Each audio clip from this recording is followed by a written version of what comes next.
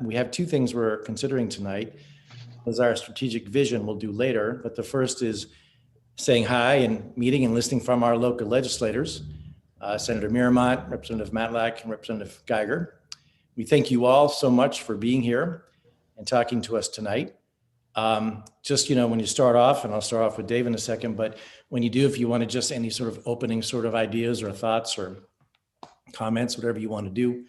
And when the three of you have finished with that, then we'll have John. John can give sort of an impression of, where he sees the district at.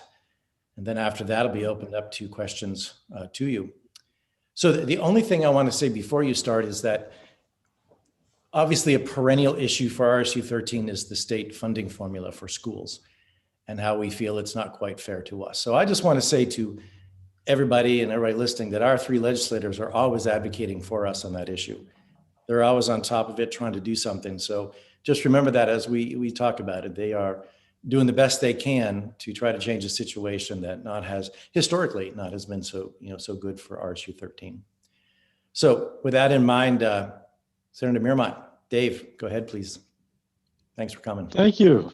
Thanks for inviting us all. And it's nice to hear what you're working on now and then. Usually it's the same issues that we've been working on. We hope we make a little progress. We don't solve them, but incrementally we hope to get there. Some things are pretty frustrating that you probably have to deal with every week, that we have a law that says we'll fund to a certain percentage and we ignore it. Your taxes are high because of it and the way we have to fund it. That frustration is one of the reasons that Representative Geiger ran for this office. So I think with the way that I trust her and I know how smart she is about this stuff, that she might be one of those folks who can finally figure out the school funding formula, because nobody up there seems to understand it, and help do something about it. And I'm right behind her to try to make whatever changes we need so we can get the money coming, but also fix the formula so that it makes sense. And you've heard her, and she'll probably talk about that. So I won't, but I'm a big supporter of that, and also meeting kids where they learn in a variety of ways.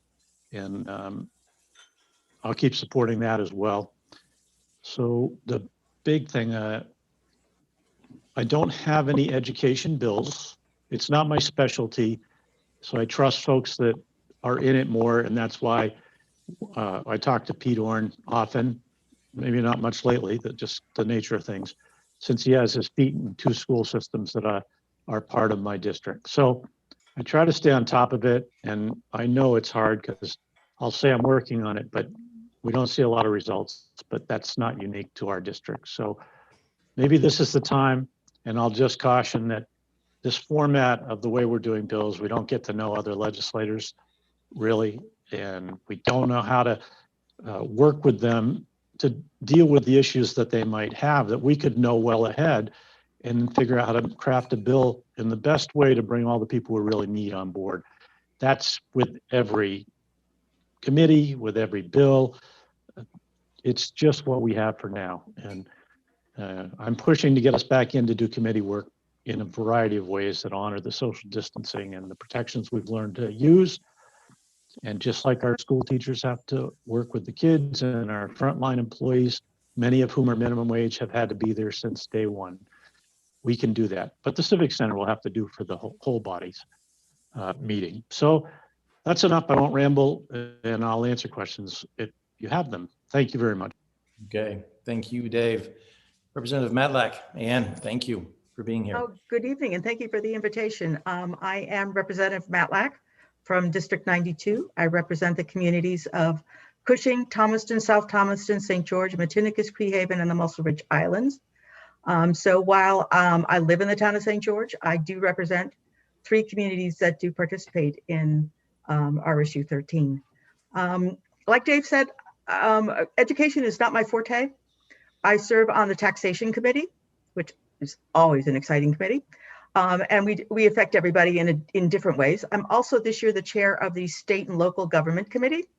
So that affects local governments. It also deals with, for example, municipal revenue sharing and other issues that may be coming down the pike. So I leave to Valley, who's been engrossed with this issue for a number of years, about the school funding formula, because it is frustrating. And I know that Peter Orrin has been trying for many years now to get people to understand and listen. And there's a disconnect between what he's saying and what people are hearing and the actions that are being taken. And even when we had some representative from the Education Committee come down and speak in Thomaston a couple of years ago, I think there was still that disconnect between what is happening in RSU 13, what is not happening in Belfast, what is not happening in other communities, other school districts around our area.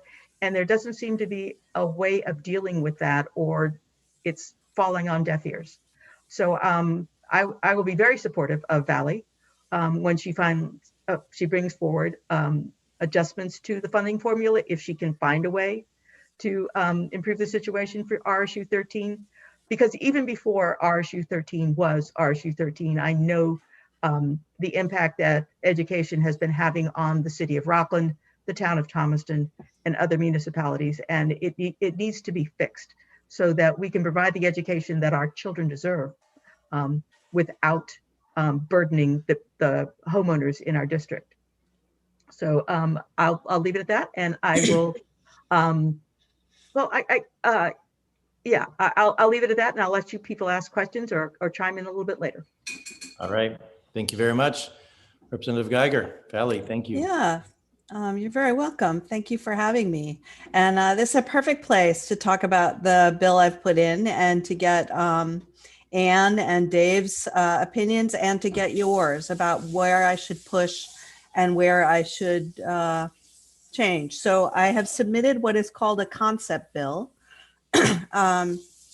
Initially, I thought I'd made a mistake that in our caucus, we talked about concept bills and it sounded like I'd made a mistake and that they were essentially a placeholder for something you wanted to do. But I ended up talking to the revisor's office. They're the people who actually take your language and turn it into the language of a bill. And they said, no, you did exactly right. You're not an expert in education funding.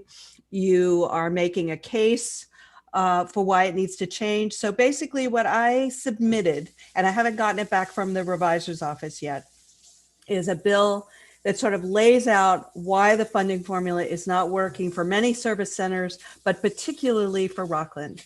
Rockland, out of all the service centers, gets the lowest per pupil rate. Bath, Belfast, several others, we get the lowest. I don't know why. I have had 3 meetings with the Department of Education, and I'm going to have another one next week. They have sent me this week reams of reports that lay out how the funding formula works. They all agree that it isn't fair to towns like Rockland, that while property tax is a crude estimate of income, that isn't true in a city like Rockland, where we have gone from this working class city to now the art capital of the world, and the South End is selling for hundreds of thousands of dollars. And so we're in a position where we have a lot of people on fixed income whose houses are suddenly very valuable. So the town's valuation has gone up. So I expect it to be even worse for us now. And yet people's incomes have not changed. We still have a ton of people on fixed incomes. So I have a meeting scheduled for next week with the Mayor's Coalition to help them see if they'd be willing to get on board. I'm pretty sure they would. Most of them are service centers. All of them experience lack of funding, a lack of capital. The only exception is Lewiston. Lewiston actually does quite well out of this funding formula, but most don't. So I've had long talks with my legislative aide, Dan, who said, Val, you've got 2 ways you can go. You can try and make little tiny changes around the edges, or you can go for big, glorious change and go down in a blaze of glory because it will not pass. Because the reality is there are 151 legislators. Most of them are for rural districts who get far more than we do. And there is only one pot, particularly this year. That pot will not be expanding. So any extra dime you get for Rockland is one less dime for somebody else. And they he and the education department assured me that that is what people will look at. Any change to the education, they'll just look down and say, how did I do? How did my district do before? How does it do now? Because education is, for most towns, the largest portion of their property tax. So it's a huge deal for everyone. So I told them that I was prepared to do both, and I was prepared to come back every year for as long as my district elected me, until I saw a change that helped Rockland.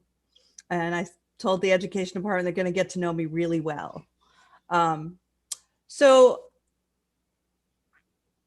I'm interested in what Dave and Ann think. I'm also wondering, so one of the things the Department of Education suggested was going outside the formula. So the formula stays the way it is, but to look at going outside that formula, getting a special sum of money for service centers every year.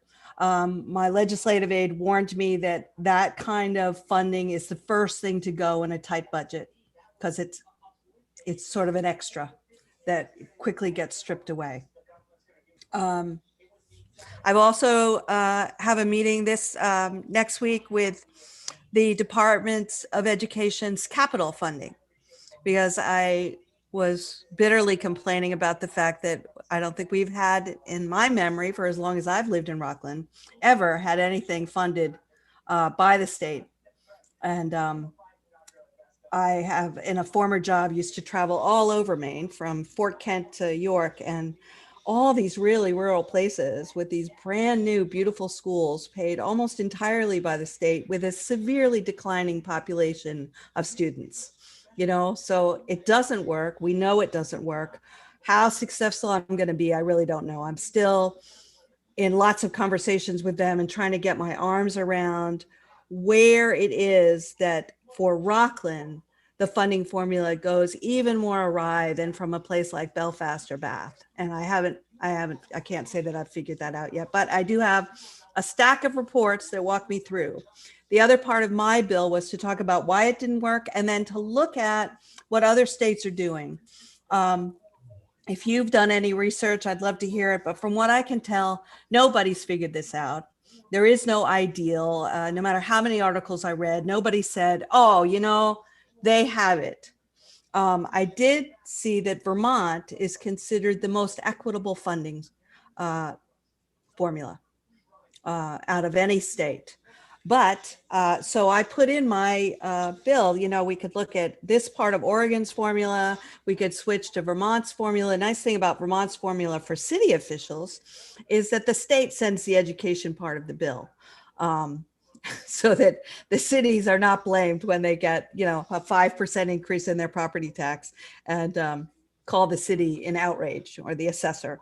But what they do is they have a way of sort of topping up so that every district gets a certain amount of money, and then they top up the districts that don't come close to the average per pupil. However, they do that by sending two separate bills to people in town. If you are a permanent year-round resident, you get a bill that is lower. If you are a second home person, you get a bill that's higher. Unfortunately, Maine's constitution does not allow that. And no one suggested I take on trying to change the Maine constitution to be able to do Vermont funding. So that's where we are. I'm sorry, I haven't found the magic bullet yet. But I hope to, I think Ann can tell you, I testified several times last year, the year before, about municipal revenue sharing. And, you know, we got a little bit more and we still need more than that. And I'll continue to push in that way too, because that also takes the pressure off the school district in terms of how much money is needed for the city to run. But I haven't found any magic bullets, but I am submitting that bill. I'm prepared to argue for it vigorously. I'm going to have a conversation with the Senate chair of that, of the Education Committee next week. I'm going to have a conversation with the people in charge of capital financing for schools next week. And I'll be talking to the Mayor's Coalition. But I'm waiting for my bill to come out of revisers before I really firm up those talks. So welcome your thoughts. Welcome any advice you have for me. Thank you very much, Valley. And I'd say the key word you said in all of that is yet. We haven't found it. That's right. We'll keep working until we find it. Wait a second, Carol. I'm going to ask John to sort of give his impressions on things right now for our district to the legislators. Great. Well, thank you. First of all, thank you for taking time out of your busy schedules to come meet with us. We really appreciate that. I'm not going to talk about or ask about school funding, but I'm going to give the state of the state of RSU 13. And the first thing I'll say is our mantra for this year is to stay safe and stay open. And we've been able to do that, what I consider to be a fantastic way. This has been, I would say, absolutely the toughest challenge of certainly of my tenure in public education, and I'm sure just about everybody could state the same. I never expected to be administering in the face of a global pandemic, but I will tell you that because of the planning and effort and scheduling that we've done, the cooperation and hard work from our teachers, support staff, administrators, and the school board, we have excellent plans and an excellent operating, standard operating procedure. We've managed to avoid any kind of major school closures. I think largely because of the scheduling and the cohorting and all the care that we've taken with health and safety protocols for our staff and students. That's been great. So our schools have managed to stay open, albeit in a hybrid mode. But that's better than having a closure and having to go out for 10 days or 15 days previously at a whack because of an outbreak. So we've had some close calls, but so far we've been able to stay safe and stay open. And we're doing the best we can, and we're doing pretty well, I think. I've sort of been reflecting a little bit on years past, and I recall U.S. News and World Reports puts out a ranking of high schools every year. And I recall, I think back in 2015, either 2015 or 2016, looking at that ranking, I think Rockland was down in the 40s somewhere. Our graduation rate was about 75%. Terrible. And our dropout rate was over 5%, which was one of the worst in the state. And last year we got news that the U.S. News and World Report's ranking had brought us up to the top 10 schools in the state, which is not good news, incredible news considering where we came from. Our graduation rate went up to about 92%. Dropout rate went to a little over 1%. Again, Wait, John, hold a second. Someone's on with some TV news in the background that just sort of like. There we go. Okay, go ahead, John. Thanks, Valley. I don't know what you heard or didn't hear, but our graduation rate has gone up to about 92%. This is pre-pandemic. And our dropout rate has gone to just a little over 1% or 1% and a fraction. This is not without a lot of hard work. Our plans to follow our proficiency-based education, our focus on pathways and social and emotional learning, I feel, has put us on stride. What the pandemic will do to us in terms of those numbers, we don't know yet, but we're certainly watching it very closely. But I think RSU 13 is going to come roaring back because we know how to do this now. We've got a really good school system. So I thank you for your support of our schools. And for the taxpayers out there who may be listening, I want you to know that you're getting something for your hard-earned money. One of the sayings that I've said is you can spend a lot and have a substandard school system, or you can spend a lot and have a good school system. And now you've got a good school system. So that's the state of this RSU 13 at this point in time. And I'm very proud of what we've been able to do. We've got an excellent team behind it. I can't say enough about our teaching staff and our administrative staff and our support staff and the school board, who have been extremely supportive, and all of you who have also backed us up. So thank you very much. All right. Thank you, John. For our legislators, before we get into questions asked of you, do you have any questions of John, in terms of the entire? Yeah, go ahead, Valley. Just curious about, I know that you received some COVID funding. Does that cover the cost of what you've had to spend to try and figure out how to provide education for kids this year? That has been wonderful.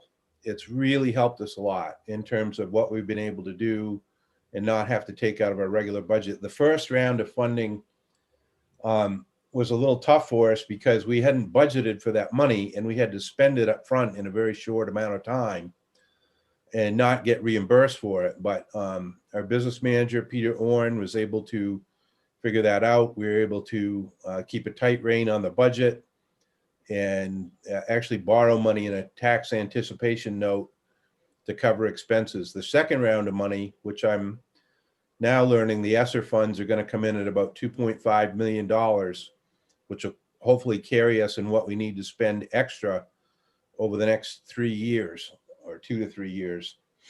One of the things about this money, and I know it's the question sort of been asked in the public, is this money going to go toward reducing taxes or reducing the budget?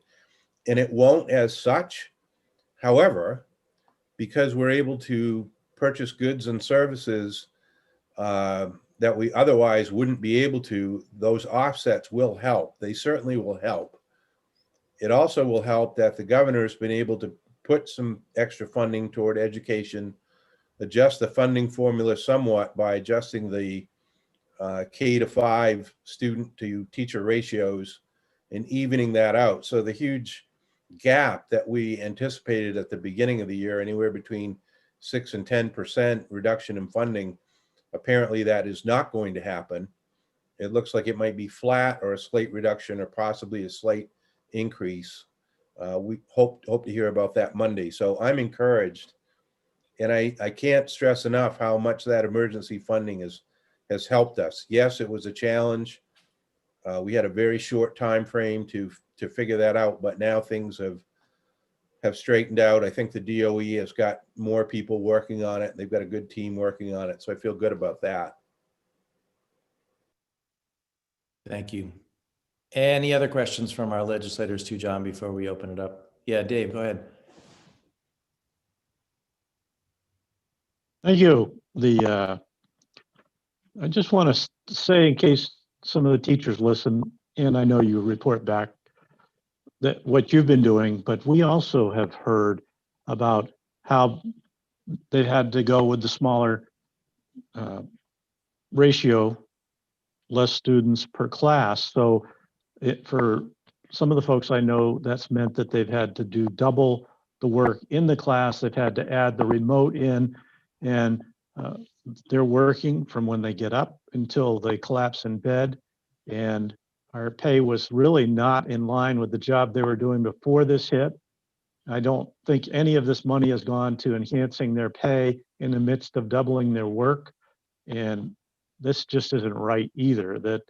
And I've been part of a couple of bills that have tried to raise the starting salaries for teachers, which I wish had been more successful, and they've passed, but they're incremental.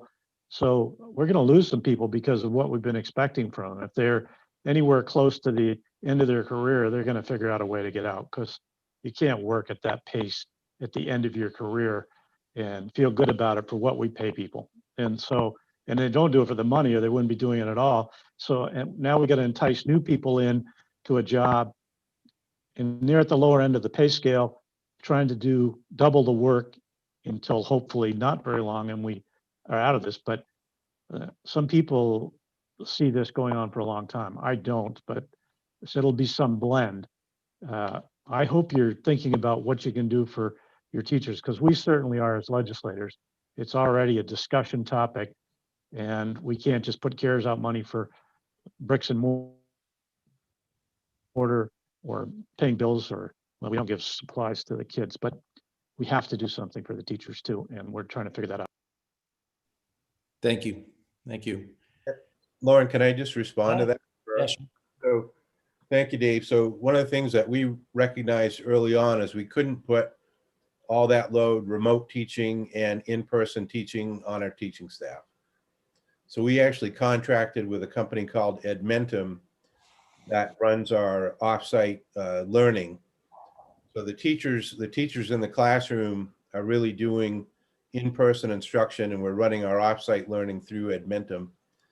The other thing that we did was we've looked at our schedules, and basically the Wednesdays in the middle of the week, it's a day for teachers to prep and plan and develop lessons for their students, to grade, to do whatever they need to do. So we have worked very closely with our teachers union, and they've been a partner right along in this, and recognizing that it is very difficult, especially with all the health and safety protocols and extra work that teachers have to do. So we recognize that early on. We're doing the absolute best that we can to try to mitigate those factors for our teachers. And I think it's we've surveyed teachers. We've kept a really close conversation with our teachers union, who have been excellent throughout this whole process. So I feel pretty good about what we've been able to do for our teaching staff. That's so good to hear, and why I like coming to these, because my friends are involved in other schools that aren't doing that, and they are fried. So I'm glad it's not everyone. Good job. Thank you. Thank you. Valley, go ahead. One last question. I'm just hearing horror stories in other parts of the country and in other parts of Maine with the number of students that have sort of dropped off the map, that aren't dialing in for remote, that are out of touch, that people can't reach them, that there's this whole cohort of children who are basically gone for now a second school year with being utterly disengaged. I'm wondering what you're finding with your own students. Are you tracking that? What kind of numbers are you seeing? Valley, it's certainly an issue. And when I meet with my fellow superintendents from across the state, that's one of the things that we're very concerned about, is our truancy. So just for example, our homeschool numbers basically doubled this year. We've got over 100 homeschoolers, as opposed to 50 something or 60 something on an average year. But beyond that, we are tracking the number of students who have signed up for offsite learning who are not engaging, and we have dedicated staff who are reaching out to every single one of those families and trying to figure out what it is that they need to be supportive. And we're not just doing that as a one-time thing, but as an ongoing thing. So I can't give you specific numbers off the top of my head. I didn't prep for that. But it is an issue, but it's one that we're watching extremely closely and trying to figure out what supports those families and students need to become engaged, because of course student engagement is one of our prime focus. It is definitely an issue statewide, and I'm sure nationwide as well. We also will be able to use some of that $2.4 million on student engagement and catching up work with kids who are really not done well. And we are going to go after that hard, and really hard. And what's great about that funding too, like we don't have to spend it by the end of August or something. We've got, I think, 2 years. So re-engagement and and catch up may take a while, but we're dedicated, we're on it. And we've got now the financial support to do it, which is fantastic. Any other questions for John? Seeing none, then I'll open it up for board members to ask questions of our legislators. And I know, Carol, you are first. Go ahead, Carol. My question is for Valley. Nice to see you, by the way. Happy New Year and all of that. Have you reached out to people from towns who are similarly disadvantaged like Rockland is, to see what their thoughts are, or whether you can band together to push for the equity that we need across the state in terms of funding? I've had a couple of conversations with legislators who are in that same boat that we are in. And that's why I'm going to be talking to the Mayor's Coalition. Most of the Mayor's Coalition is made up of service centers, and it's service centers who are particularly hard hit with the education formula. Great. Thank you for doing that. All right, thank you. Who's next?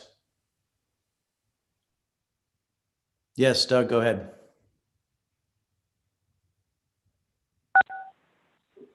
So can you guys all hear me okay? Yes. Yeah, all right, good. I apologize for my phone being down below here. My microphone's not hooked up yet for a speaker.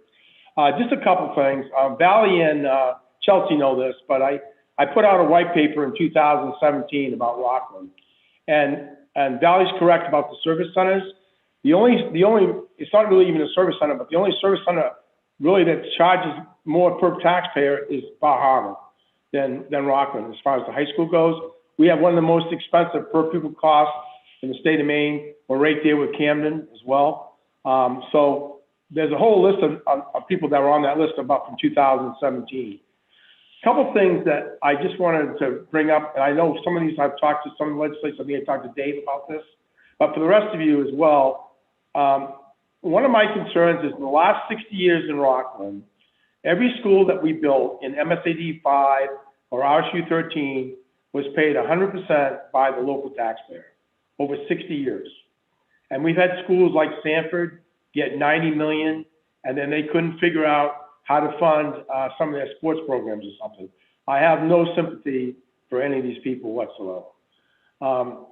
But my biggest concern is, you know, the fact that we can't seem to make hay or make changes. And this funding formula was changed probably about 10 or 12 years ago, maybe a little bit longer. And it helped smaller communities like Owl's Head, for example, who didn't have as many students that came. And of course, the Rockland economy is probably like one of the lowest in our district, whereas Owl's Head is one of the more wealthy ones. But as I told John McDonald, I have a house in Owl's Head, which I pay $2,200 in property tax for on Ocean Avenue, and a house on Upper Summer Street in Rockland, where I pay almost $6,000. So there's no way that this is equitable in any way. So having said that, let me just say a couple other quick things about that. My biggest concern is the fact that, you know, we're fighting a losing battle because Valley is outvoted, and that's been going on for over 20 years, from what I can see. I don't see how that's going to change any. So I agree that service centers are an important part to try to get this changed, but I'm trying to think a little bit outside the box. And then Dave has heard me talk about this before, and I know it's been before the legislature. But I mean, realistically, in the summertime, 25,000 people, to include people from Thomaston and Owl's Head and Spruce Head, all come into Rockland. And I do strongly believe, I'm not a big fan of raising taxes, but I do strongly believe if we're not going to get anywhere with service centers or some other, you know, revenue sharing, we got to have a local sales tax option, and it's got to be returned to the city where it's coming from. And that would help service centers. Now, granted, it's not fair because if Thomaston doesn't do it and we do it, it puts us at a disadvantage. But there are other states like North Carolina that have caps on how much you pay for a boat, how much you pay for a car, and we could do the same thing in the state of Maine, and it's perfectly legal to do that. So it's never going to be a perfect thing, but at the same time, if I go to the Brass Compass to eat lunch, I don't mind paying an extra penny or something if I have to, if that money I know is coming back to our education. And when we're getting 17 cents on our dollar back compared to Belfast, which is getting more than twice that much, you know, my feeling is we're not doing something right. And I understand it's based on our property tax values. And I have a 90-year-old mother-in-law, 1 week short of it anyway, who lives in the South End, who's been in the same house for almost 50 years, and she can't afford to pay Rockland property tax. So at some point, it's going to break. And so the only other thing I can think to do is succeed from the union, since we're not getting anything from the state anyways. We just make up our own rules and we just live by ourselves. But I think realistically, what we have to do is we have to fight as hard as we can for bills like Valley, for what she's trying to do. We have to convince other people that it's worth it, even if we have to go in person. And I understand, you know, you're putting one hand against the other, but at the same time, if we don't do something, we're going to go broke over here. And so if the state is not going to give us additional school funding, if they're not going to give us more revenue share, they have to give us some other means of raising our own income. We cannot continue to do this. It's just not going to work. So, I mean, I know that I'm not a big fan of raising any tax by any means, but I also am very favorable about equitable taxation. And clearly, a sales tax is a regressive tax. But in this case, for the number of tourists that we have coming into Rockland that sit outside my window here between the end of June and the end of September normally, in a normal year, where don't we get some of this revenue? And why can't we fight for a bill like that if we can't get your bill passed, Valley? So those are my thoughts. And again, like I said, when you get not one penny for your schools in 60 years, and Camden can get 20 million to build a new high school, even though it's been 20 years, I'm done with it. I'm just totally done with it. So, Right. So thank you, Doug. And I think, Ann, your hand was up first and then Dave, okay? Yes, thank you. As I mentioned, I am on the taxation committee. We did have several local option sales tax bills come through our committee last year, but we ran out of time. There were several that were working their way through. There was one that appeared to have the consensus of the taxation committee that would move forward, that would be of benefit. And I was a big supporter of it, because I know that Rockland suffers greatly from having an influx of people coming in and leaving and having to support the infrastructure on a day-to-day basis without getting any of the benefits of people who don't live there. So I have been supportive of the local option sales taxes. There are a couple of different ways of looking at them. And they may be just for food, they may just be for lodging, but they will be coming back again this year. And I do believe that there is support for them, especially from some of the, as you say, the service centers that are around here. The other problem is that over the years, municipal revenue sharing, and I'm sure that it's the same way with the education funding formula, it gets watered down. We've had municipal revenue sharing for a number of years, and municipalities such as Rockland were saying, we're not benefiting from this. We are taking on a burden of a lot of things that go on in our community, and we don't have the tax base to really support these things, but it's still required of us. We need help.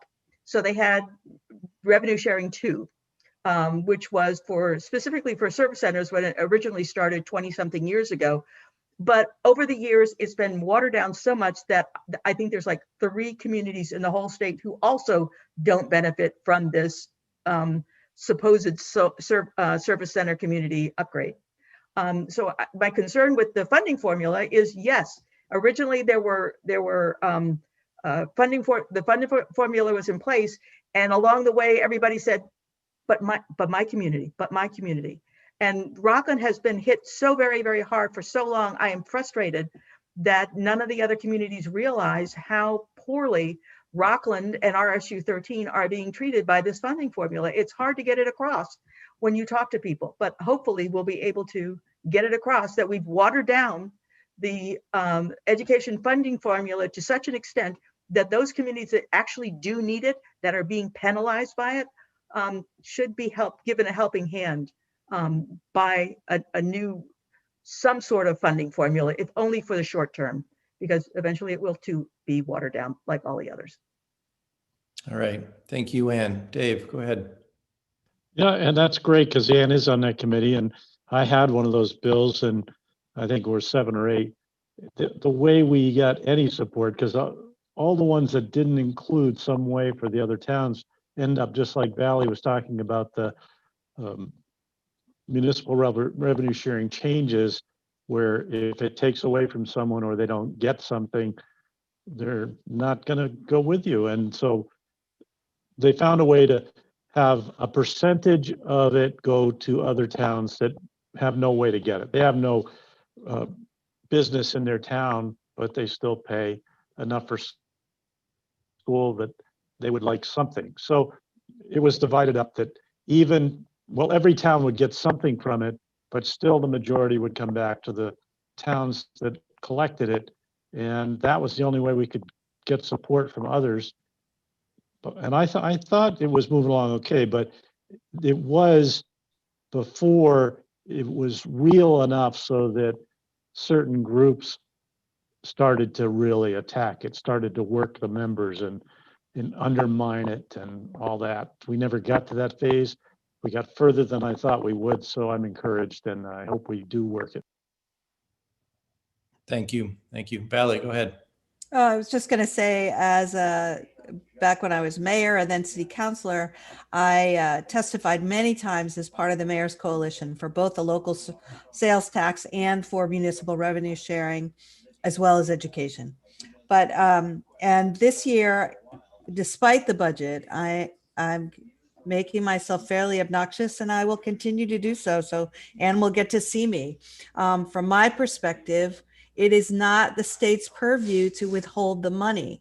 It's in statute at 5%. It can't be part of their budget. It's like, I'm sorry, this part belongs to towns and cities. You remove that and then you figure out your own budget. You don't get to borrow from towns and cities. As you know, it started like 14 years ago. It was a recession. Oh, just this one time.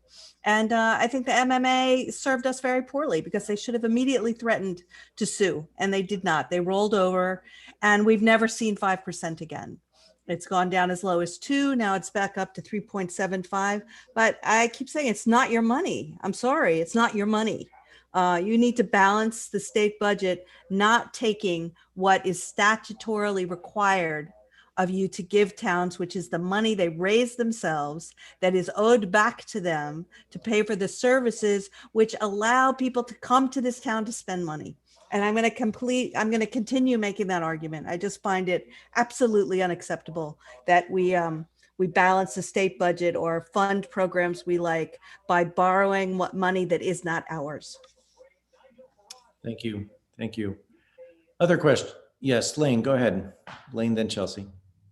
I think I have 2 questions, and one of which I probably already know the answer to. So I'm going to start with the other one. And that is, Valley, I'm actually from Vermont. My mom's a public school teacher. I went to a public school. And when I moved to Maine and started working in schools as a youth educator in this area, I was absolutely astounded at the inequitable way that Maine distributes its school funding in comparison to Vermont. But the other big difference between Maine and Vermont is that Vermont does not allow charter schools, which is, in my mind, a crucial difference in terms of the value that is placed on public schools and the funding that remains in public schools, which are held to certain standards, as opposed to charter schools, which often have those loopholes where they might not have to serve special ed students or things like that. And so Maine, I think we cap our charter schools, which many folks feel like is a reasonable compromise. But I'm curious about sort of how you all feel about charter schools and the impact that they have on public school funding in Maine. Thank you. Who wants to go first? Dave, go ahead. Then. Always glad to. I'm a big supporter of them. As long as we call it the magnet school, like the MSST in Limestone. Limestone, yeah. Yeah, or we love the Ocean School up in Searsport. As long as we call it a magnet or something else, the Ocean School is a charter school, has a special purpose. You should see the spark in their kids' eyes. There are other reasons for some of these charter schools. They are a balance. I'm a lifetime union person. There's no way that any teacher shouldn't be treated as fairly doing one of those schools, but they are schools that meet the needs of a bunch of kids. And before there was COVID, there was an online charter school that was serving the needs of some of the kids that couldn't get to schools, and that's a really great thing. So these are Maine kids being educated in Maine, and then it's up to us as legislators to hold them to the same standards that we hold public schools to, and I should call it properly, public charter schools. That's the only ones we give money to, public charter schools that we set the rules for, and we need to be in there making sure those rules are enforced and all the things you do when you set something up, but they do serve a need, and there needs to be a balance at this point because it's not efficient to have as many children as we do in a typical public school and then take off a bigger percentage for a small percentage of students. But the Ocean School is a great example of working with very little and with the support of the community and the volunteers of the people whose kids go there to do so much with a little money, some not so good. And that's up to us as legislators. Thank you, Dave. Valley. So I could make a case either way, you know. I can think of lots of reasons there are populations of students that would be better served in smaller focused programs. However, most charter schools, from what I can see, are not held to standards. Their testing doesn't demonstrate in any way that the students do better. In fact, they often do poorly. And I'm particularly bothered when there are charter schools run by for-profits. I think it's a bad idea. So I am very lukewarm about charter schools not being held to the same strong standards. I worry about creaming, where they sort of skim off the best kids and leave everybody else behind in public schools so that they look good, but they're not actually doing good because those kids were going to be superstars wherever they were. You know, I'm bothered by a lot of things, but I don't know what we can do about it. I think capping was sort of the way of saying, oh, we're letting the horse out of the barn here and we need to stop. I mean, frankly, I'm really bothered by the fact that we have very few requirements for homeschoolers. And I hear too many stories in Rockland about kids that are quote unquote homeschooled, but as far as I can tell, are going to grow up completely feral. We never at any point institute testing. We don't require them to prove that they're doing well. We don't do statewide testing with them. And some kids really do really well homeschooled. They've got really responsible parents, but that is not true for most. And we don't know the difference.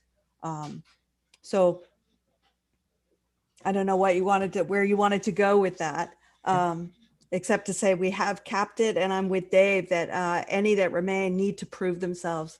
We need to hold them to the same level of standards. And I absolutely agree that it can't be used as a way to get out from under teaching unions to protect teachers. All right. Thank you.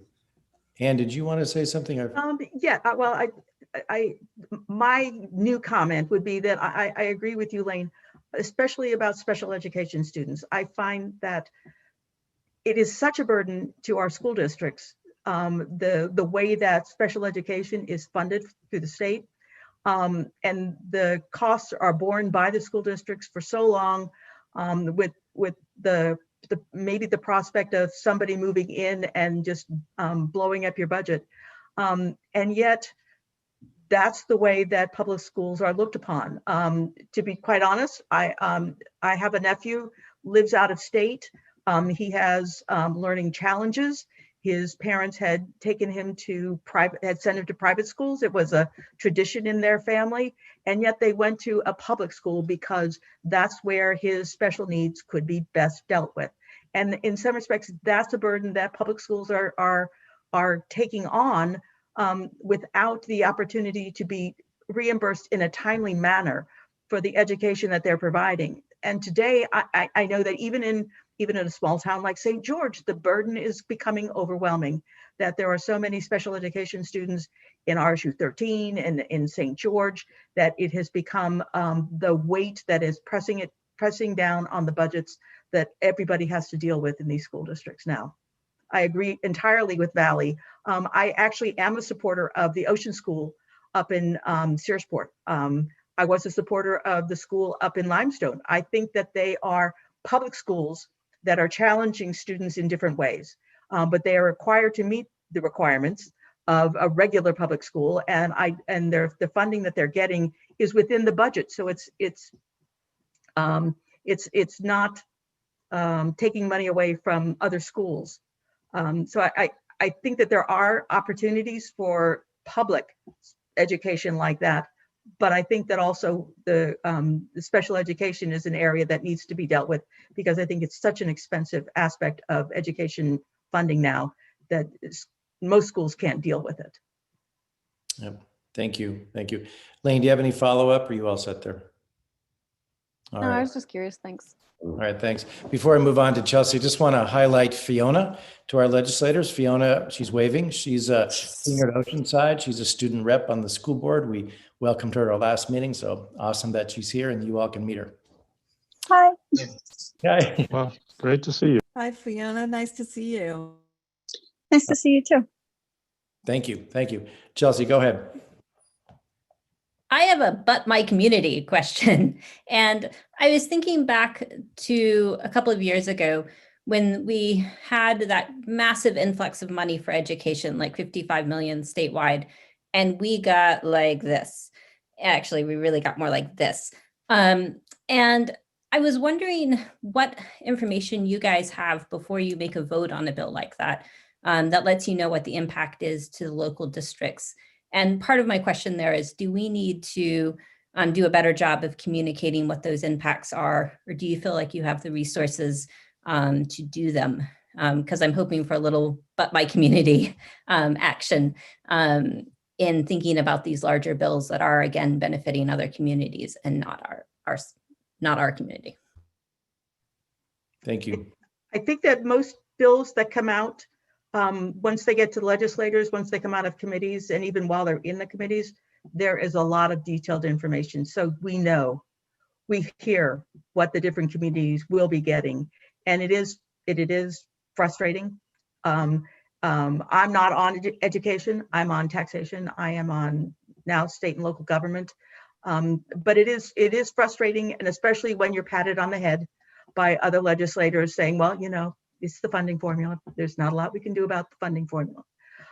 So we do know about it, unless like Valley is going to be lobbying a lot of people, a lot of communities in similar positions to get behind a better way to look at the funding formula. Unless that happens, we're just going to get, it's the way it is. And we're going to get overruled in many respects. And the budget is going to go through anyways. But we do know ahead of time. It's not an unknown, but it's a frustrating unknown. It's a frustrating known.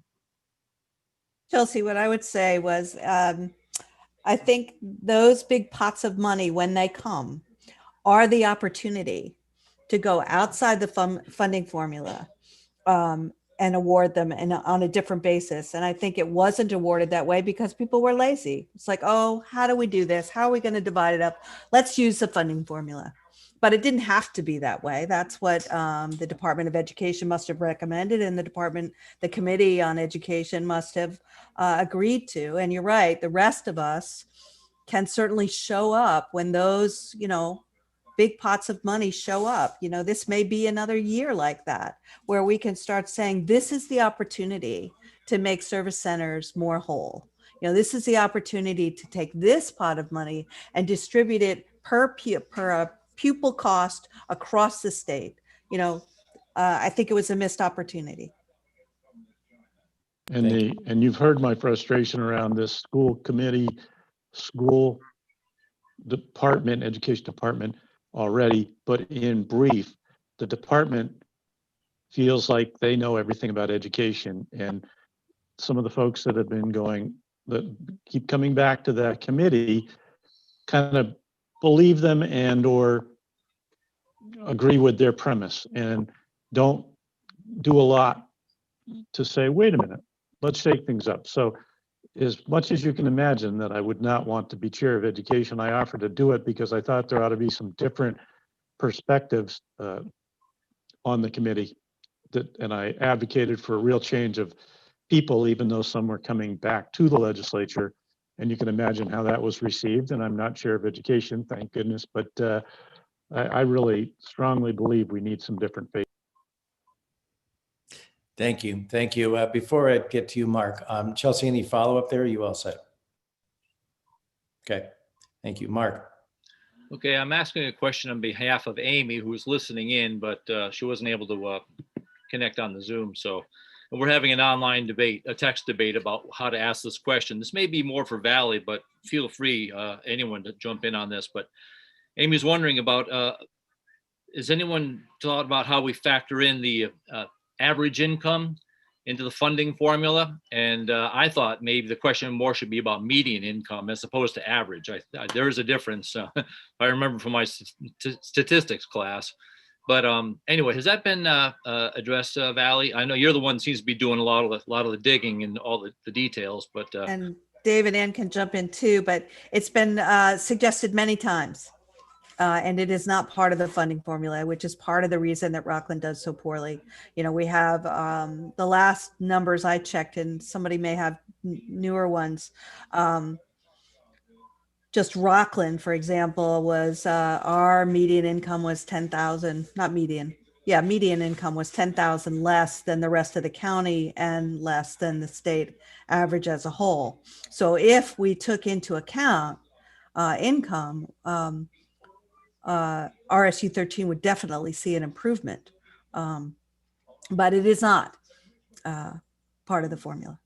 It was at one point and it got taken out. And I don't know how long ago that happened. Maybe Dave or Ann do. It was the late 90s. I remember Was it? the Pincus report suggested. Yes, the Pincus report. Pincus report. And then I think it was in for a couple of years and then it got taken out. Again, it's 51% of legislators and a governor who decide the funding formula. So I'm guessing, I wasn't there then, but I'm guessing that 51% said, nah, you don't like that so much. But yeah. Ann or Dave, go ahead, Ann. No, I'm just frustrated also because I just was poking around looking at the membership of the Education Committee. And that's quite indicative of why there won't be a lot of changes. There's a representative from Belfast, one from Cape Elizabeth, one from a couple of the Senate chairs from Portland. So it's frustrating that Dave's right. The Education Committee is stacked in a certain way, and folks who might be advocating in this direction are not being heard. Yeah, I will say I did ask to go on the Education Committee, and I was not chosen for that one. Shocking. On a positive note, however, at least every legislative briefing, every caucus I'm joining, there seems to be a rising recognition that we have to develop an educare-like model across the state for the youngest kids who are coming out of difficult and stressed and trauma-filled homes. So I'm quite hopeful, despite the fact that we're dealing with COVID and loss of revenue. There seems to be a coalescing on both. I can't speak for the Republicans because it's so weird with COVID. I never see them. Today is the first time in the committee I'm on that I have seen a Republican since I was elected. So I don't know how they feel, but certainly everywhere else I've been, that sense that this is something we must find a way to do seems to be growing. And Dave and Ann, you could say what you're hearing, but that's what I'm hearing. Good that you're hearing that. That's great to hear that you are hearing that. That's fantastic news. All right. Thank you. Mark, anything else? Any follow-up, Mark? You good? Okay. Other questions? Yes. How about Tom? And then we'll go back to Doug. Go ahead, Tom. Excuse me. Thank you. Thanks to all three of you for being here. And Valley, congratulations on your election. And we appreciate your work on this topic. I just want to, you may not even know the answer to this yet, but what can we as school board members in RSU 13 do to support your efforts? Who, other than reaching out to you to keep bugging you about it. I mean, there are other things that we can do from our level to bang the drum on this. I'll let Dave and Ann, because they are more experienced legislators than I am. I just know from my past work that you have to have data, but you can't have data alone. Legislators are human beings. They respond to stories and anecdotes just like everybody else does. And so you have to bring both. And so I think you should plan, all of you, to testify and make sure that you don't just send Peter, who is all about the data and down in the weeds on that data. You also need to bring stories and the way in which that data translates for our district and what it means for the kids in our district, the teachers, and the taxpayers. So I'm a big believer that you have to have the data, but you have to tell stories to make that data come alive. So I would strongly urge all of you to testify and bring those stories. I Yes, believe and Valley then- is correct. The committee hearings that I've been in have been people who have been there and talked about what it's like to be in their position are very well received. And this year, in many respects, is going to be easier for you to do that because you can you can Zoom in, make your statement, and be seen without having to travel an hour or an hour and a half up to Augusta. And so there are opportunities, and you should tell your stories up there. You should let the folks on the education committee know what it has been like here, that Rockland has been having to bear the burden of schools for so many years, and other districts are getting new schools all the time, that you are being burdened by high special education costs, that the funding formula disproportionately adversely affects you for some unknown reason that nobody has decided to figure out. And it's easy enough to do that. You can sign up. Valley will probably be able to let you know when that bill is going to be there. Sign up and they'll put you on the list. Keep it short, keep it sweet, and keep it pithy. Yeah, and keep it short. You already know there's going to be a bill. I can tell you that you're going to have either 2 or 3 minutes right now. They're saying every committee is going to do that because with such easy access to bills, the important ones are going to have hundreds of people who want to testify. So you're going to be on a clock. So you already know the subject. You already know what you're trying to teach us tonight. We're telling you what's coming. We're telling you the shortfalls. You already know how to make it personal and how it affects you, and everyone's going to bring a different story. So start now. Start refining that to the best story you can tell. I'd say go for 2. If you can embellish a little because you get 3, great, but make sure it fits in 2 minutes and start it now, and it'll be the most polished, wonderful thing, and it may be the influencer in that committee hearing.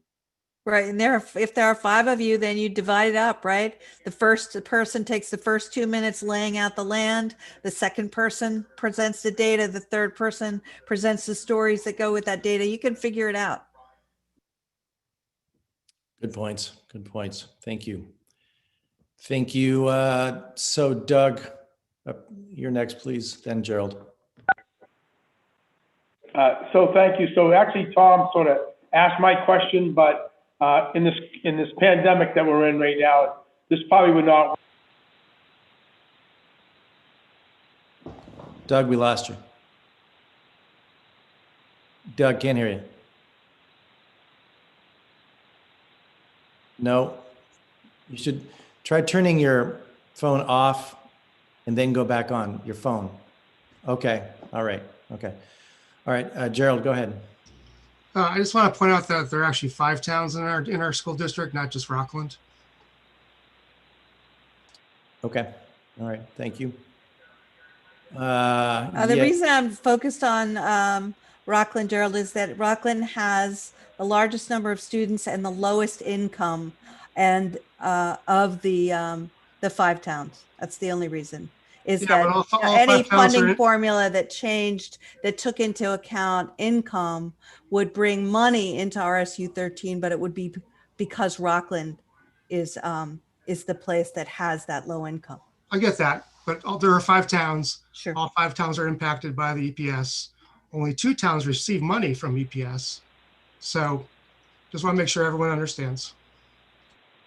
That is an important point, that 3 towns do not typically get money from EPS. It is Rockland and Thomaston based on all the factors that go into it. Yeah, but it is an important point. Yeah. We don't leave anybody out when we're discussing the things that need to change in our different school districts that are in my Senate district with the individual reps from those districts. It may sound like it tonight, but it's never that we forget any of the towns. Thank you. Doug, are you back or you're still connecting to audio? I think. So we'll wait on that. Who's next? Did Lane or? Yep. Okay, Lane first, then Chelsea. Thanks for the hand. I like that. Yeah, go ahead. I just wanted, related to testifying in front of committees and such, just wanted to plug that the League of Women Voters is running a advocacy training series on that sort of topic. If anybody wants to join in, that's like anyone who's listening to this. But I guess I really appreciate how, from what I've gathered tonight, you all are so aggressive in your attempts to build equity into sort of the state funding structure for education, public education, and all that.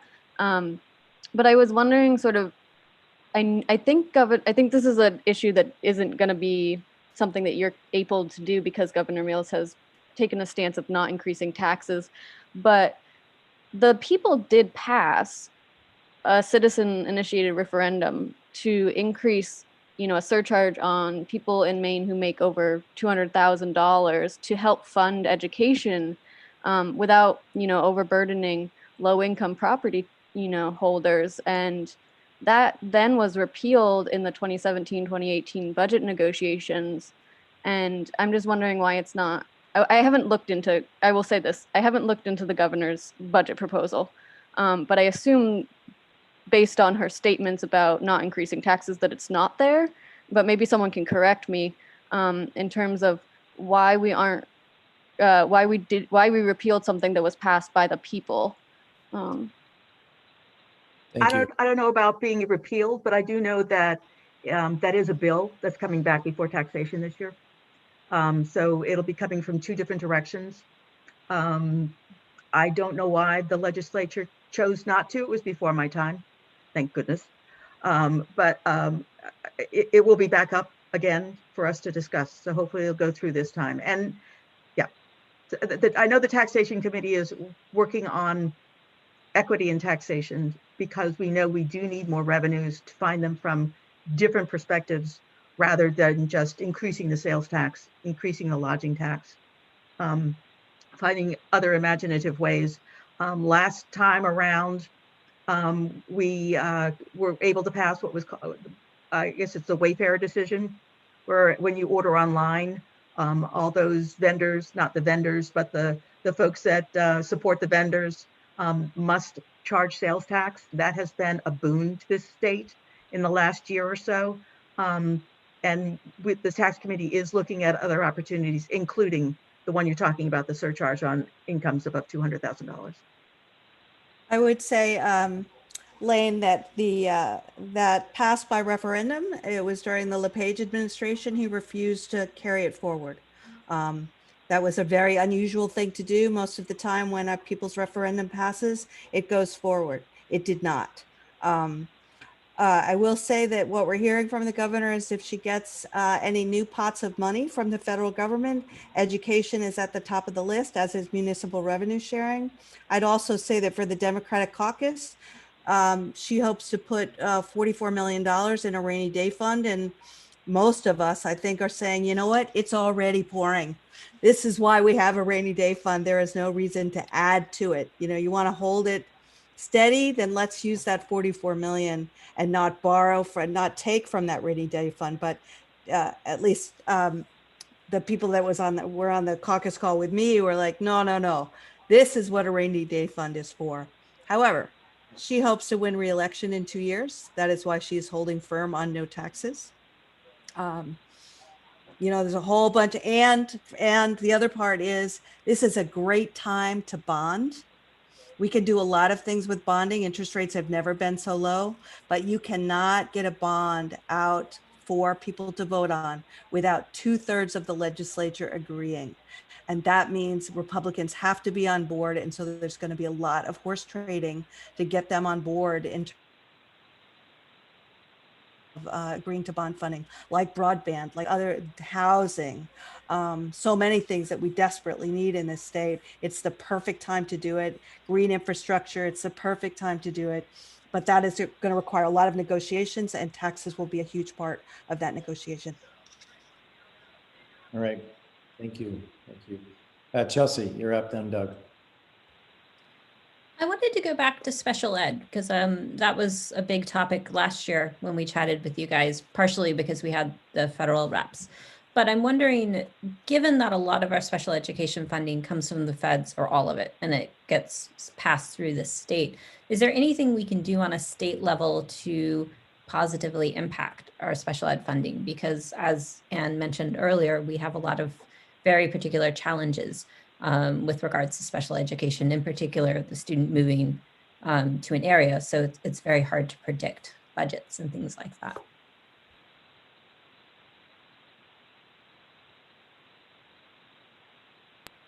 I don't know how to answer that one. I don't have the answer for that one either. I just know that the way that the state shares the funding lags, and that causes great consternation and funding shortfalls. I don't know, and I don't know whether that's a result of federal funding also lagging. But I know that that's where the frustration is, and I don't know how to resolve that without, obviously, without. I'm sure that the state knows the problems that they're causing, but I don't know how they can figure out how to resolve those issues. I would say the feds are definitely lagging in funding it at the rate that they are held to. It's a new day. It's a new administration. I think it'd be well worth calling and asking for another meeting with the national, our legislators nationally. And again, you bring the data for what special education is costing somebody like RSU 13, and you bring the stories of why we have to do it. And I've heard just in the few years I've been meeting about Educare, some just hair-raising stories about the kind of kids that are needing these profound services. I think it's a new administration. They're going to be more sympathetic. I think you should bring it up again. I don't know that we'll get anywhere, but maybe they'll be willing to. These next 2 years are the most likely opportunity to get an increase in funding for education. We also are, you're seeing it, you tell us about it, but I see it from the work my wife does, that there are more and more kids that are on the spectrum for various reasons, and we're not really addressing that at a level that might slow that. So you're having to take care of more of these kids, and nobody wants to spend the money, the amount of money that's needed because of how much it costs to do something. So this may be another, what I love hearing when Ann says that they're working on comprehensive tax reform. We need that. We need progressive taxation and comprehensive tax reform that I started working on in 2006. Then we worked on it through the 123rd legislature to what I thought was going to be a successful end. It was initiated by a very intelligent, independent legislator in the Senate. And we worked so hard for 2 years, and then it failed at the end and hasn't come close since. So it's exciting, but in this challenging way of even doing business, it'll be a hard road. And we need to keep pointing out to our fellow legislators how important it is. I certainly bring it up a lot and try to make them think about how that could work and what they could accept and how we could benefit everyone. But being progressive, and that does include adjusting our income tax. Thank you. Yes. Susan, you'll go after Doug. All right. So Doug next and then Susan. Yeah, I apologize for losing you guys there. But a couple quick things about special ed the legislators might be interested in. In MSAD number 5 in 1992, we paid $900,000 in special ed costs. And last year we paid over $9 million in RSU 13. Of course, that includes Thomaston and Cushing as well. But that gives you some perspective on how fast special education has grown in our district. So I thought you might be interested in that. The other thing Valerie and I had talked about previously was going up to pay a visit to the governor by school bus, which probably is not the best thing to do during the pandemic. But it brings back to Ann's point about the stories to tell, because I think it's always more powerful when you go to see a person. And I'm sure you guys love Zoom, but I'd much rather talk to a person in person. Dave's been in my office. I think it's really powerful. I've done some lobbying for my company in Washington, D.C., and you only have a certain amount of time, as you said, to present your case. And maybe with Zoom, it will change the way we do things. But I find the stories are very important to what we tell them. And I think the symbolism of how we tell those stories are important, i.e. the school bus, with all the school board getting off of it and going and visiting the governor at the Playhouse. So I am in favor of anything that we can do. And to back up what Tom said, that's my request of you. What is it we as school board members could do that you think would be helpful? And whether it's 2 minutes or 5 minutes or whatever it ends up being, we need to be prepared ahead of time so we can make our case, whether it's in taxation or in the education committee or wherever it is. And that's kind of like my message to you as well. Thank you. Susan, go ahead. Dave, you touched on something that I feel is very important, that we, because of so many different factors, we have to start training the parents, the young parents, and helping parents deal with their children with special needs, deal with all the children in schools, that our parents need to be more heavily involved, and it's very difficult to do, but maybe we need to put some money into some parent education for the district, all of them, because I think that would help. I agree. And part of what some of my fellow Maine Coast men have done over the years is set up volunteer programs where they brought in other men to bring in mothers and fathers with their children to help them understand how to deal with special needs, or even just the regular kids, and do some things with them and show them how that spark is lit, or how they have no idea and they don't know the resources, where to get them. They've helped so many people in different ways. It's been really impressive. And I know other groups have too. That's just one I see firsthand and have volunteered to help in those. And we need more of that. We need the money too. That's a great idea. I think I'll see what we can do about money. Again, a tough year for it, but that doesn't mean that we shouldn't. That's all in the attitude. So that's a good thing. I think I will do some more work on that to see how we can support the parents. And as Lauren and Superintendent McDonald know, that is what the EduCare program really focuses on. It provides this robust, enriched environment for the under 5 children, but it also pulls in the parents as often as they can, providing them with leadership training, helping them to write resumes, learn parenting skills. It's all part of that package, which is another reason that I think so many legislators and various experts around the state are saying, okay, if we're going to help this sort of lost generation of children who are really suffering from poverty and from parents with drug addiction, it's going to take this really intense package to make a difference for them. And certainly Lauren knows firsthand, since that's a big part of your life. I would love to have you fill me in sometime about where you see the needs for some of the parents that you're dealing with their children. And I have to throw in a plug. Valley, you got the best aide in the office up there since Rita left.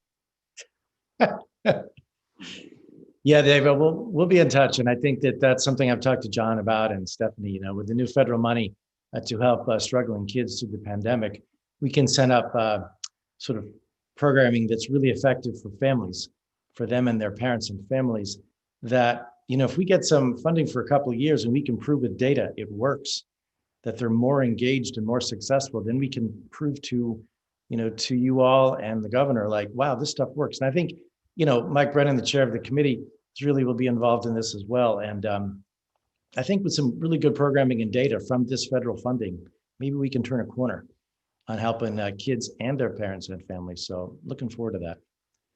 I'm going to say we got just 9 minutes left until 8. And I do want to finish up by then to our legislators who've joined us so wonderfully. I can call it a night. We do have something else to do, but anybody have any other question or thought or comment to add quickly All right, seeing none. And Fiona, any particular question you want to ask our legislators? Anything on your mind tonight at all? No, thank you guys for coming in. It's been a great experience for me to listen to everyone talk. Thank you. Great, wonderful. Thank you. Thank you. So are you letting us go or you still need us? I'm just going to ask you one more question because I want to ask Okay. a question eventually. And that is the circuit breaker program. What's the state of the circuit breaker program? Because it was created in the late 80s, early 90s to help exactly what we're talking about. Our property taxpayers really can't afford their property taxes because their income is low. It really worked well for a long time. And I just don't know, the state of it now. And if it could be part of the solution for helping people in our communities having a hard time paying their property taxes, which helps then with education funding. It was reconfigured a couple of years ago. It got brought back up last year in 20, and folks are trying to bring back that focus. But for whatever reason, several years ago, the circuit breaker went away and was called something else, and it was handled in a different direction, and it just has not been as adequate as it should be. So I believe it's coming back again this year for us in taxation to discuss how to make it work the way it used to. Have you looked at making it part of the income tax process for taxpayers? Like, I'm thinking it's usually hard for people to know it exists. And if it re-exists again, like, I didn't know that was there, like if I tell one of my patients. But if it's on the income tax form as a box or on the online thing where you can say, please consider me for property tax relief in my town based on my income and my taxes, might that allow more accessibility? One of the real concerns and the problems with that is that people who need it the most don't pay income tax, don't file a tax return. So there needs to be, there are programs around the state, not in Knox County, to help people with their income tax and qualifying, for example, for the earned income tax credit. But unless you file taxes, it's not going to help you. So you have to get people to file taxes when they don't need to. Okay. So anyway, at that meeting about special ed, I was trying to make sure that all those folks went back out in the community and told everyone that that is the way we addressed some of the very things that they were talking about. And they didn't even know how much they should be pushing that with their clients, the people they serve, about the earned income tax credit. The only way we found to be able to help people in a lot of cases. Right. So in the face of the fact that it's hard to get 51% of legislators to sign a change in the funding formula that helps communities like ours, just keep wondering if that might be another solution to revisit, because I think it worked pretty well in the 90s to help people who are really struggling to pay their property taxes, in part because of education funding. So anyway, thank you all so much for being here. We love what you're doing. Thank you for joining us. We'll be calling you again, and certainly reach out to us at any time. Any information you need from us and John and his wonderful staff. So thank you. Have a great evening. Thank you for the invitation. Thank you. Thanks for giving your time as much as you do, because I know how much you do. So thank you for having us. Thank you all very Thank you. much. Take care. Great to see Stay you. safe. All right. So in the next segment of our workshop tonight, did you receive, although Fiona, I did not have you on my email list, I'm sorry, but did you receive the PDF about the strategic visioning that we're going to talk about tonight? Did you receive and get a chance to review it? Okay, good. It was a PDF of what Stephanie had presented and John to us at our December meeting. Carol, you had a question?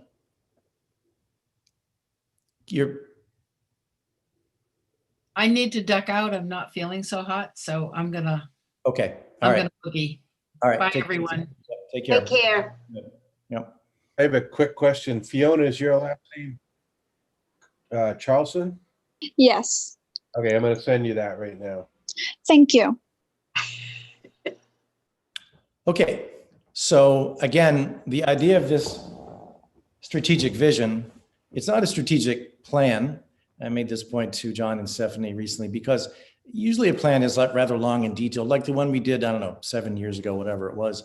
This is a vision, and this is a vision for how we together put together a bunch of ideas between the staff and the community and us to create this vision of how to lead our district into the future, focused on relationships, proficiencies, and pathways.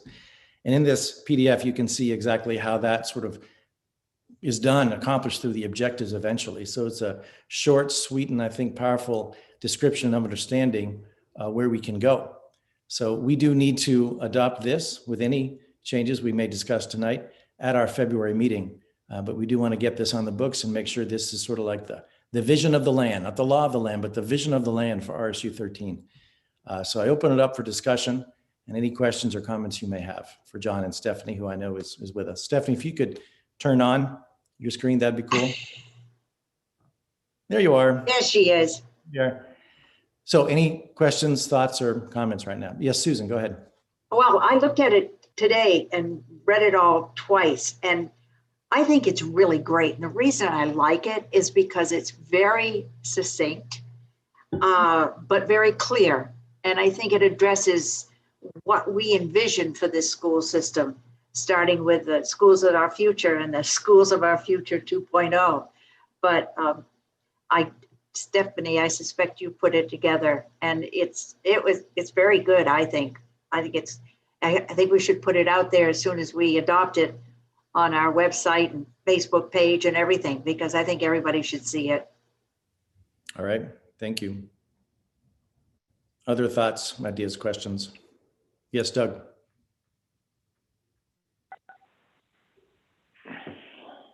I lost it again. You're here. We hear you. Can you hear me okay? Yeah. Okay, good. I'm sorry.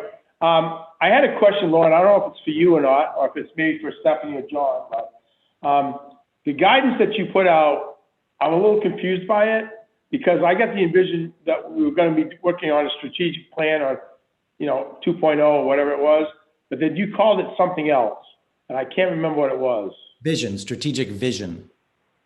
Strategic vision, okay. So I had mentioned this to John earlier, and I was looking at it more as a strategic plan type document. And so I guess I missed that part of the strategic part, with your strategic vision that you were talking about. I mean, this pretty much addresses education per se in the classroom and what's going on. I was suggesting to John that part of what we should be looking at would be to be marketing our school district.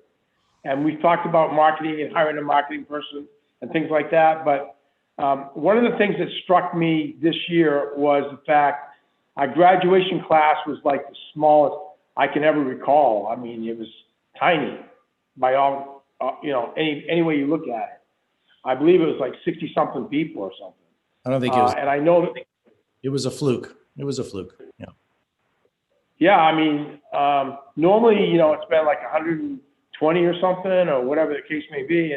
And I look at Camden, of course, and they also had the, St. George, I call it the St. George impact of the students going there. But I guess my thought process is we're doing a lousy job with realtors and other community leaders of marketing our school system. And John just highlighted the fact that we're doing pretty well, but the word's not getting out. And I'm just thinking we need to do a much better job in this area. So whether it's part of the strategic vision or strategic plan or whatever you want to call it, we need to do a better job. All right, so I'm gonna jump in and do a drum roll for Mark Lewis to tell people what we talked about last night in his committee. Yeah, it's funny you bring that up, Doug. So we just had a discussion about this last night. And so we bandied about the idea of being able to get someone who can not only cover our social media and start coming up with press releases, basically communicate to regularly to the community, but also someone who can write grants and hopefully bring money back in. We'd like to make this possibly a paid position. Well, very much like this would be a paid position. But before everyone gets all hot and bothered about extra added cost and increased administration costs and whatnot, one of the parts of the job description would be for this person to write grants and bring money back in. And we heard a figure last night, a good grant writer could very well possibly bring in over $1 million, which of course they wouldn't be getting paid that much, but that would be a significant amount of money into the district that the taxpayers will not have to bandy up. So anyway, that's something that has been discussed. We'd like to possibly explore that further, and that's going to be coming up in future policy and communications discussion. Thank you, Mark. Well said. Gerald. I'd just like to point out that in our current plan, it actually calls for the creation of a development office that includes grant writing, volunteer coordination, networking, fundraising, marketing. So, I mean, it's already in our plan, which was adopted in 2013. Yep. Thank you. Yeah, to get back to that, your point, Doug, is that I asked John and Stephanie, we could name this a strategic vision because that's what this document is, and that's what we're looking at adopting. If we want to flesh it out more, we can, but I really think we need John and his team to flesh out how do we fulfill the vision, our mission and our vision. I think it really is up to them every day and all of our staff every day to fulfill the vision that we as the board set. We are 30,000 feet or whatever you want to call it. This is exactly our job. Set the vision and get the heck out of the way. I always say that. Our job is vision leadership and get the heck out of the way. So I love this document. I love this vision, and I'm hoping that we do adopt it. Other questions, thoughts, or concerns? Yes, Chelsea, then Tom. Yep. No, Tom, okay, you're pointing to Tom. Go ahead, Tom. Pointing to each other, I don't know. But Yeah. anyway. You know, I don't really want to get into the weeds of wordsmithing this thing, but I think that, you know, as I stated last time, I'm troubled by, you know, what I don't see here more than what I do see here, and think, you know, I don't see words like excellence and challenge in terms of our academics, and I really need to find a way to get some of that in there to get comfortable with this. So, I mean, just for example, looking at, you know, the draft vision, you know, even if it was just to start out saying we're a learning community that inspires academic excellence and ensures a safe, inclusive, and keep the rest of it. Right now, it almost feels to me like academics is an afterthought in that statement, and that worries me. So. Okay, thank you. I don't know if Stephanie or John, if you can talk about that, if we can insert a little bit of language in there or something that relates. I mean, clearly, we're trying to help kids develop, you know, that full potential idea. I go back to, again, loving people and loving what you do is what makes people really happy. But in that is being excellent in loving what you do. If you want to fish, if you want to do medicine, whatever you want to do, loving Absolutely. what you do, being excellent. Right. That is exactly where we're at. So whether or not we want to include language like Tom, you're suggesting, I'm fine with that. So, I mean, I'm one voice. I think we've got to get all comfortable with that kind of thing if we're going to do it. So I'll just throw that out as something to consider. So. Okay, thank you. Chelsea. I think I'm still going back and forth with trying to understand the mechanics of this. And some of it may be this confusion over strategic vision and strategic plan, but I'm trying to figure out like what the board's role in this would be. So Stephanie, I was wondering if you could just walk through, say the first, I'm looking at this, the first objective with the relationship objectives, and just kind of walk me through what would be sort of board level, what would be admin level, what's the sort of process that we'd be going through or that you would see coming out of this vision? So the way that I like to frame things, as you know, is where have we been, where are we now, and where are we going? So the where have we been, the plan that Gerald put in the chat box, sunset in 2018. When I first started with the district, within my first year as an admin team, we got together. Lauren, I think you came to that meeting and said, you guys can do this, you got this. We were in the top floor of the Island Institute. Yeah. And we got together it was a 2-day retreat. And we said, what is our vision? What are our values? And that's when we started drafting all of this work. to really think about what is the heart of what we're doing here in RSU 13 and what is it that we really want to accomplish.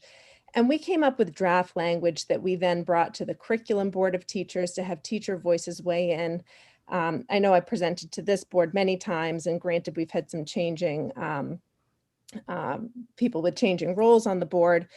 I think the where are we now is as a administrative team, we're using we're asking our administrators to think about which objective or objectives are your building's greatest needs. I think the strategic plan idea is confusing because we had a strategic plan.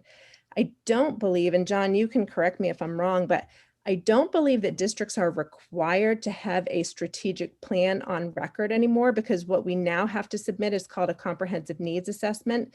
I submit that with the Maine Department of Education. We have to, by law, update it every 5 years, but I update it every year.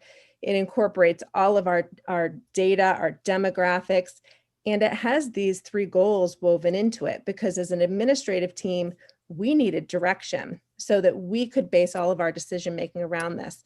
And Chelsea, this next part probably gets to your question, which is, well, where are we going with this? And how does the board fit into this? So in my next steps with the admin team, we're going to be having our meetings coming up, as I told you about at the last time that we were talking about this. We meet with each administrator to talk about what are your building needs and how can we really think about resources that can connect best to your building. Because when I think about budget needs for buildings, I don't think in terms of it would be great to have a foreign language teacher and it would be great to have a communications person. I'm not thinking that way. I go back to these goals and these building objectives, and that's the first tier that I'm looking at. And in terms of federal funding, when I'm spending those funds and I'm making a plan for those funds, I go to these goals and objectives first. I know what every building is working on. So this is the lens through which I can make decisions and the lens through which I can support building administrators in making decisions about their needs, their action steps that they're going to be taking for their building, and how they're spending resources. So whether you want to call it a strategic plan or a strategic vision, there is a strategy to it. And the strategy, I think, for the board goes back to how you're supporting the district and how you're viewing the use of funding.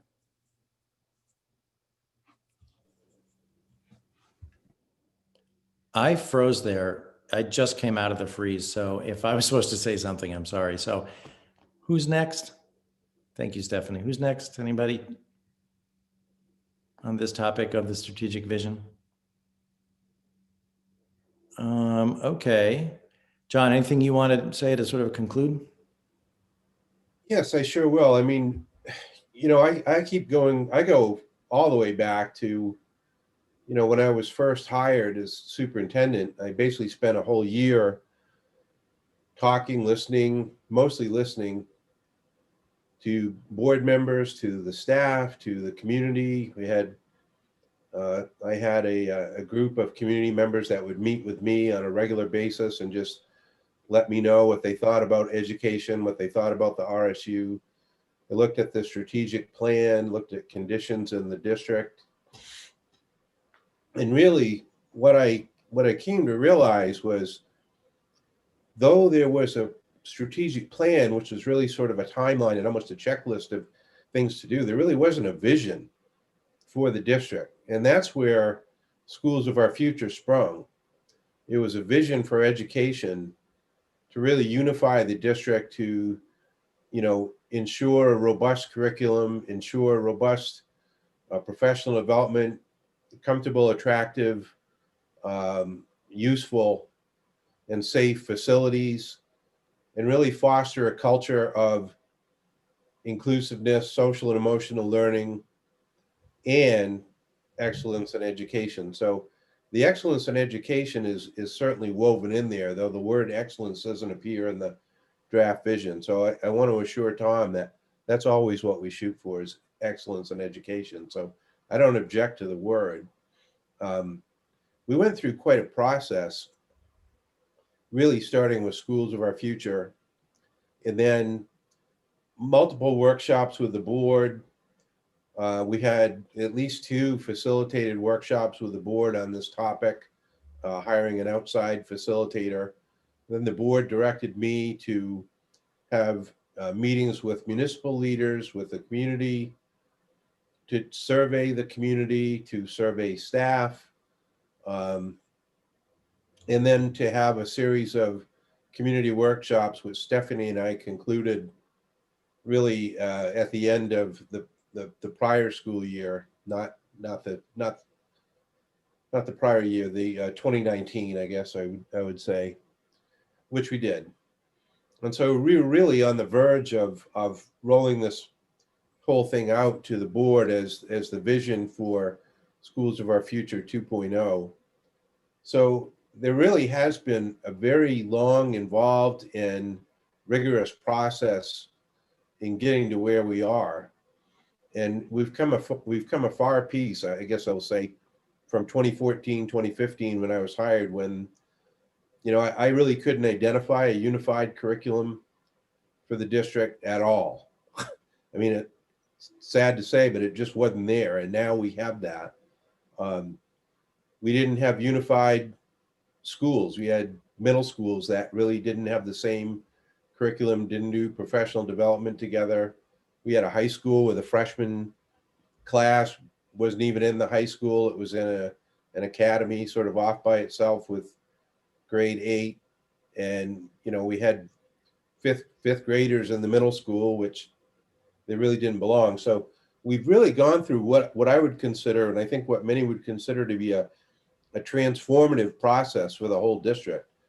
And the results of that really do show. The RSU 13 of today is a far cry from the RSU of, you know, 2014 or 2014 and 2015.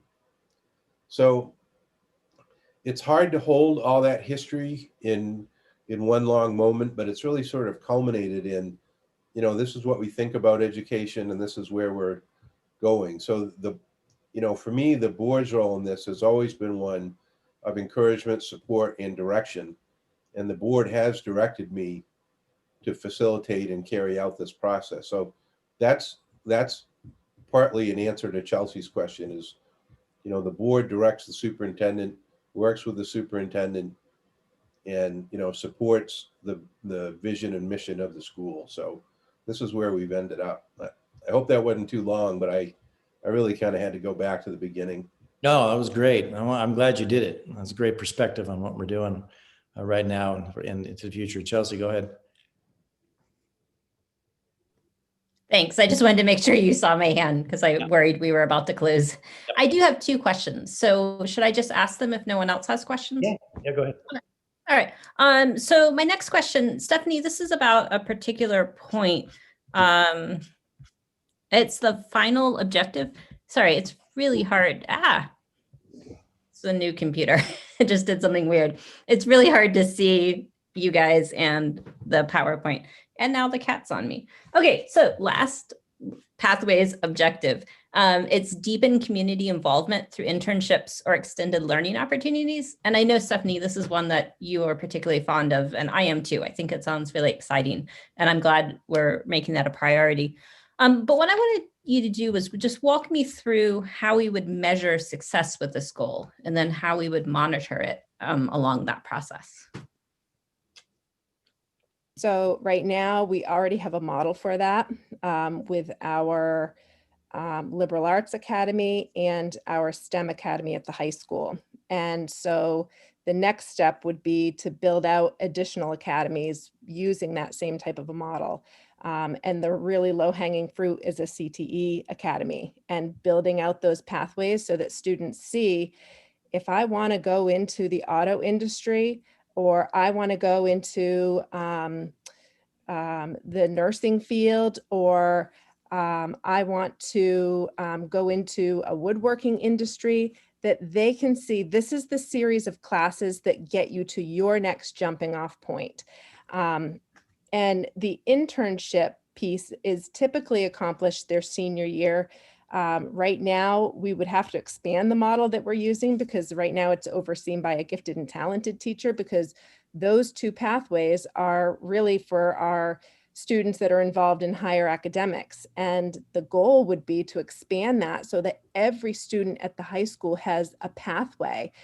We've even talked about a generalist pathway so that students who really aren't sure what their passions are when they're a freshman, they still have a starting point, and have multiple experiences that they can work through, because it's not just the internship at the end, it's also aligning some of their community service experiences with what their passion might be, and doing a job shadowing experience their sophomore year. So the generalist pathway would give them some varied learning opportunities, as opposed to, I know I want to work in a lab at a hospital. You know, not everybody knows that.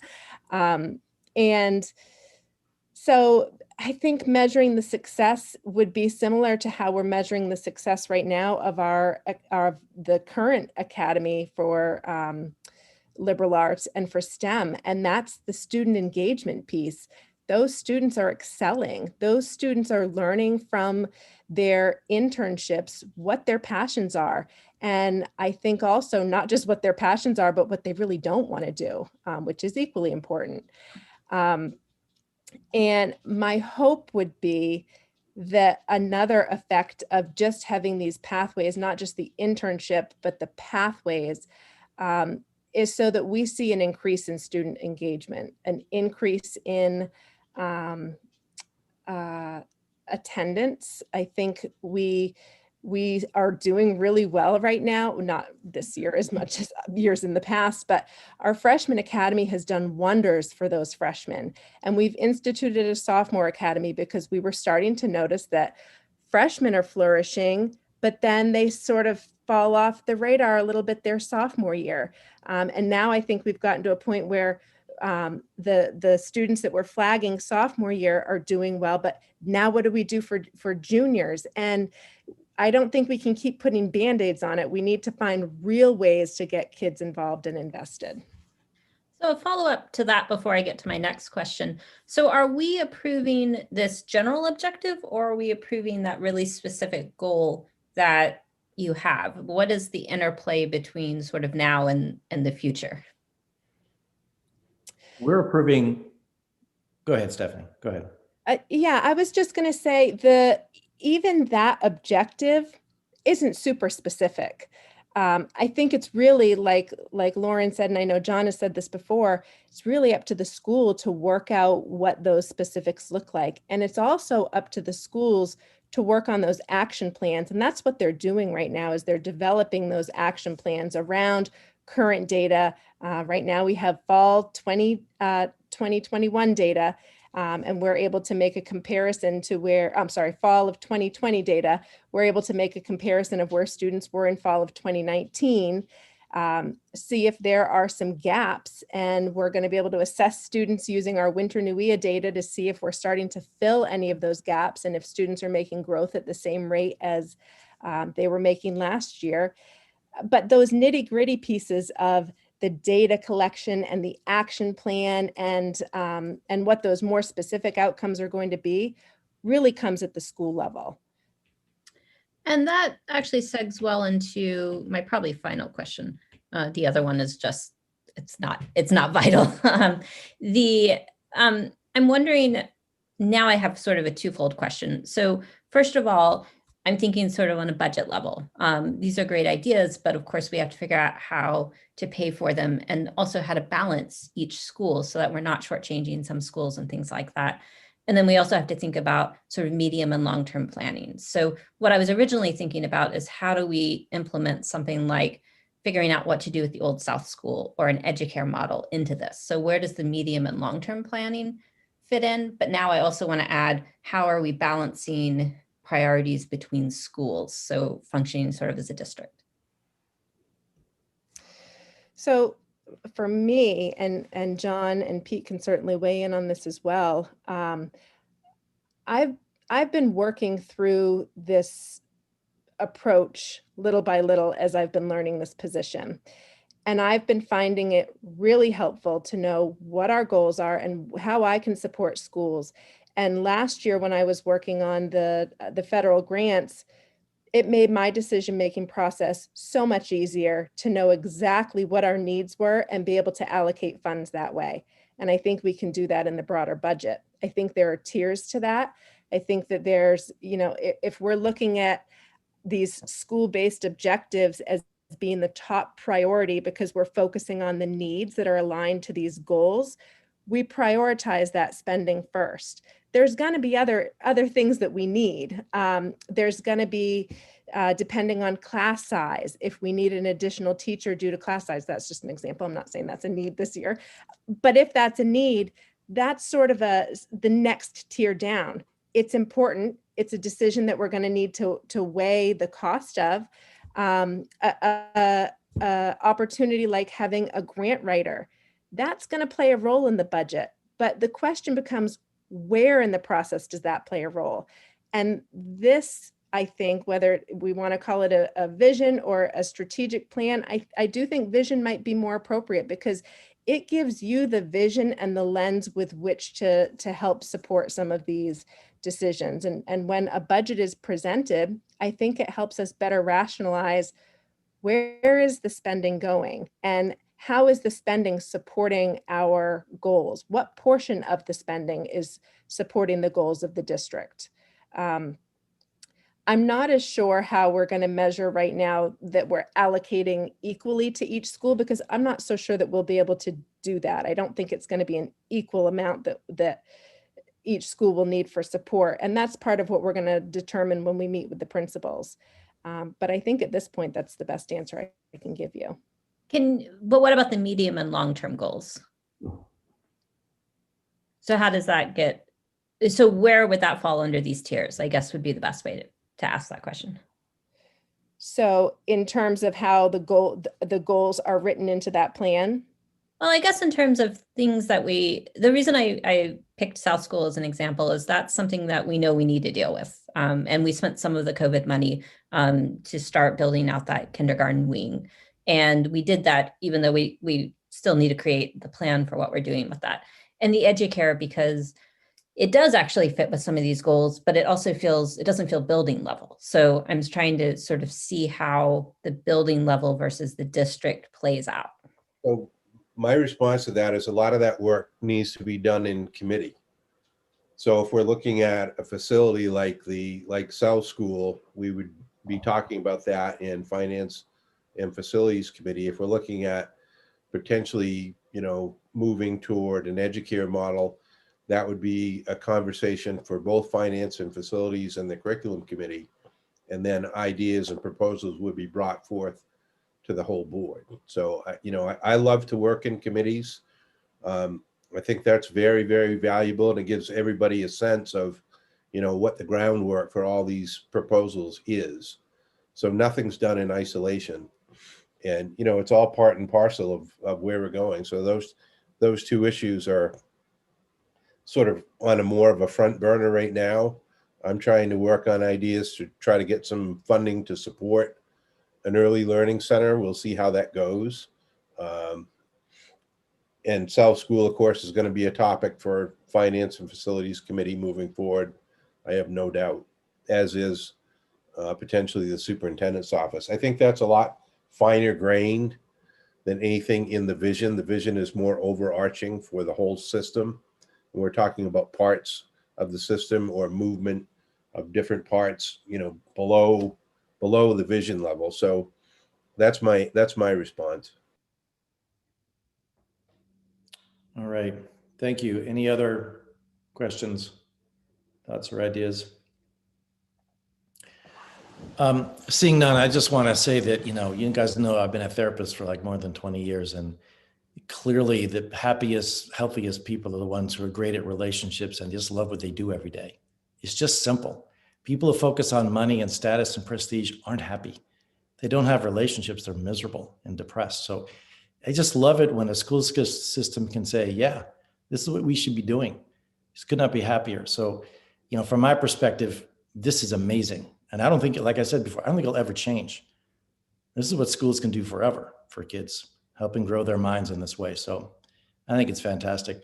So this will be on our agenda for our February meeting for a vote to adopt it.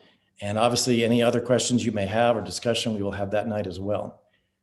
But seeing nothing else, we'll close this meeting, and thank you all for being here. Thank you, Fiona, for staying up late with us and everything else. So have a wonderful evening. Thank you.